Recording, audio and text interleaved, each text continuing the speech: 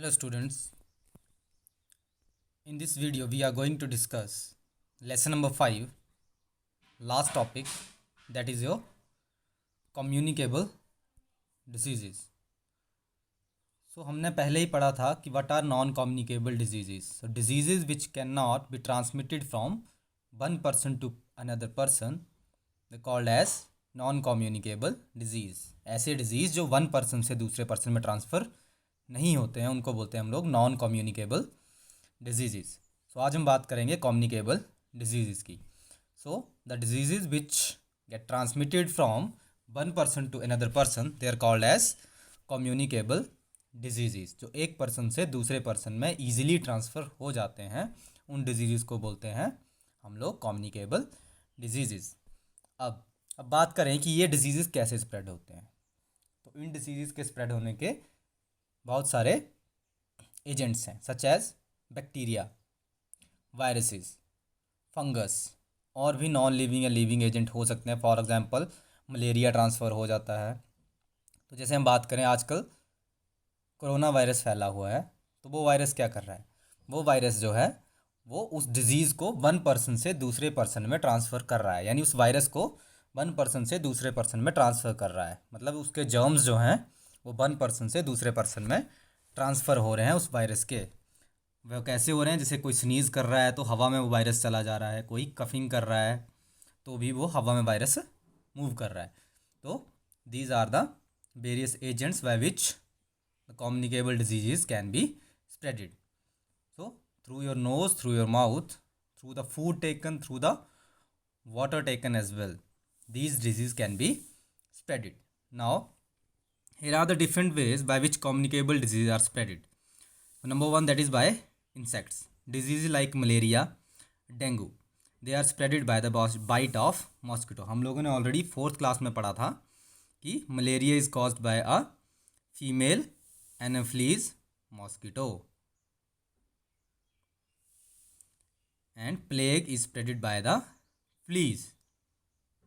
Okay students, number 2 is by air, water and soil.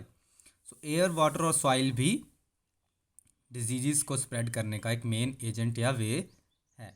Air के through जब हम sneeze करते हैं, जब हम कफिंग करते हैं, तो जो वायरस और बैक्टीरिया के जो जर्म्स हैं वो हवा में, एयर में एंटर कर जाते हैं और वो किसी हेल्दी पर्सन में जब एंटर कर जाएंगे तो वो उसको उस डिज़ीज़ से इन्फेक्ट कर सकते हैं. सो फॉर एग्जांपल जब हम बात करें कॉमन कोल्ड की, चिकन पॉक्स की, disease like cholera, typhoid, jaundice, they also spreaded through the water. कि कंटेमिनेटेड वाटर पीने से टाइफाइड, जॉन्डिस, कॉलरा हो सकता है. अब हम बात करते हैं प्रिवेंशन ऑफ कम्युनिकेबल डिजीज़ की. सो कम्युनिकेबल डिजीज़ से हम कैसे बच सकते हैं. तो जैसा कि आजकल हो रहा है कि कोरोना वायरस फैला हुआ है, तो सब क्या कर रहे हैं, जो अपना माउथ और नोज़ है उसको कवर कर रहे हैं, मास्क वियर कर रहे हैं. तो सबसे पहला तो यही है कि ऑलवेज कवर योर माउथ और nose with the mask. Number 2 is all the articles and the clothes of the infected person should be disinfected. जो भी पर्सन किसी डिजीज़ से, कम्युनिकेबल डिजीज़ से इन्फेक्टेड है, उसके सारे क्लोथ्स प्रॉपरली डिसइंफेक्टेड होने चाहिए, प्रॉपरली वॉश होने चाहिए, ताकि उसके ऊपर कोई भी जर्म या वायरस ना हो. नेक्स्ट वन इज़ कि जब भी आप कफिंग या स्नीजिंग करें तो आप अपने माउथ को और नोज़ को कवर करके रखें. जो आपकी सराउंडिंग्स हैं उनको हमेशा नीट एंड क्लीन और हाइजीनिक रखें.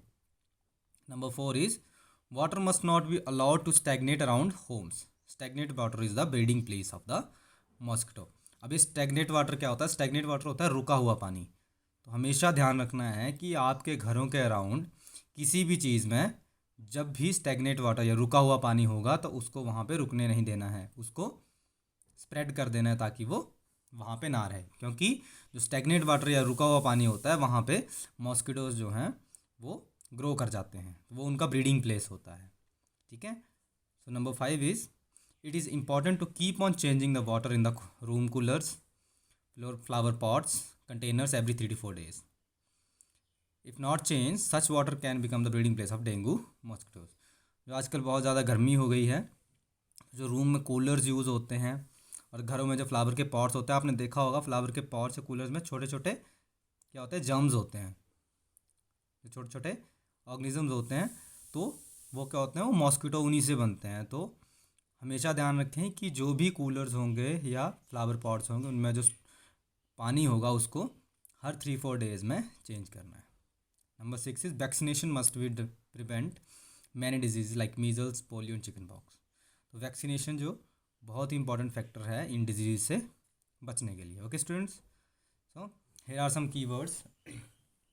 Communicable disease, disease that can be transmitted from one person to another, ऐसे डिजीज़ जो एक पर्सन से दूसरे पर्सन में ट्रांसमिट हो जाते हैं। Next is your deficiency disease, the disease which are cause due to the lack of deficiency of any nutrient in the diet. Deficiency disease जो किसी भी न्यूट्रिएंट की डेफिशिएंसी से होते हैं। Next is your disease, disease is a defect और abnormality in the body. Non communicable disease that can not be transmitted from one person to another. And symptoms होते हैं साइन जो हमें दिख रहे हैं, कि जो हमें दिखाते हैं कि हाँ जी ये साइन है और ये डिजीज़ पॉसिबल है। ठीक है, these are called as the symptoms. This is all about the lesson number 5।